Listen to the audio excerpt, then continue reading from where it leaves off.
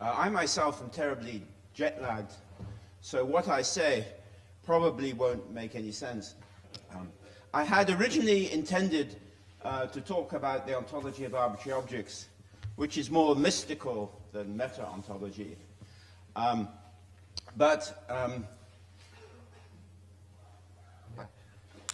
I need to hold it? Yeah, it's bad, sorry. But then I can't gesticulate madly.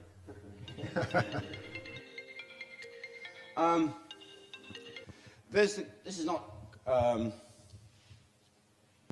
This is the example of friendly ghosts.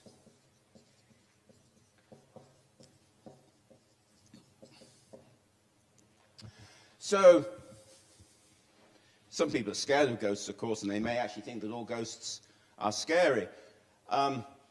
So there is the view that some people may hold, which is that ghosts exist, and there is also the view that some people may hold, which is that friendly ghosts exist. So you don't need to be so terrified when you go into a haunted house.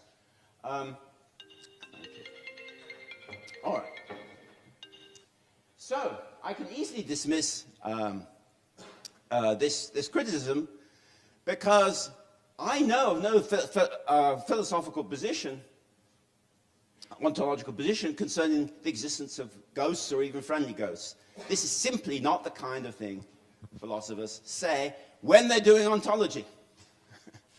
So I couldn't even begin to say what's going on when a philosopher says friendly ghosts exist as an ontologist, because I would have no intuitive understanding of what the underlying philosophical position was.